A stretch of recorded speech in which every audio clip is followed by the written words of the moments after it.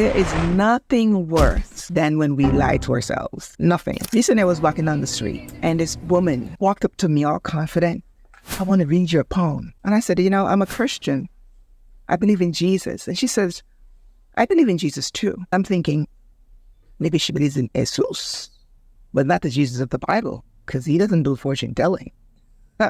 Tells you the truth. Period. But that's not the fortune telling I'm talking about. I'm talking about the fortune telling that we tell ourselves, because that's the worst kind. But a lot of times I haven't been aware in the past where I could identify when I'm telling myself fortunes. Fortune telling is a form of self-sabotage that I wasn't aware of, and I'm sure a lot of people are unaware of. Under this banner of fortune telling are some cousins. One of them is selective attention. The other cousin's name is magnification. Another one is the self-fulfilling prophecy. And another one is the all or nothing thinking, or perfectionism. This one gets me, especially because perfection is the enemy of progress. And it's a lot of ways that most of us stay stuck, because if everything is not in perfect order, then we don't move. 10, 15 years roll by and we don't make any changes because it's not perfect. Are you engaging in that fortune telling scenario where you're perfectionist? How about the one that talks about being a magnifier? Today, for example, outside we have a situation with the air quality. An example would be, oh my gosh, I'm going to get cancer, because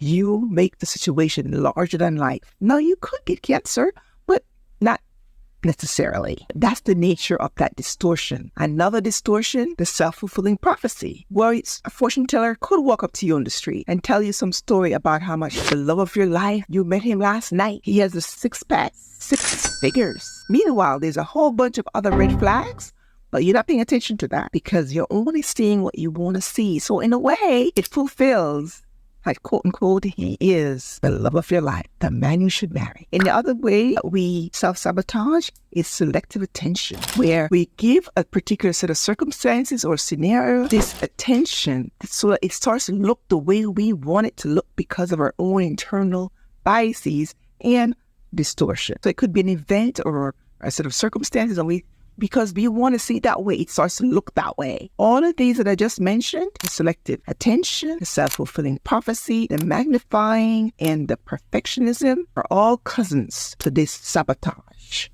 called fortune telling. The big question for us is to ask ourselves, how are we doing this in our lives and not know that we're doing it?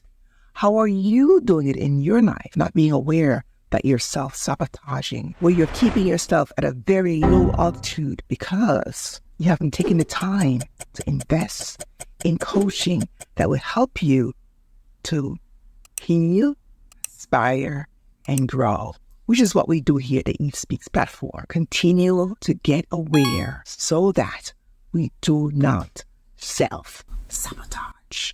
Aren't you worth that? Aren't you worth that investment?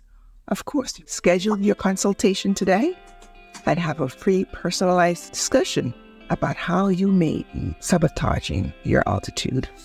You are so worth it. Don't you think? I certainly believe it for you. Believe it for you too. All right? Bye-bye.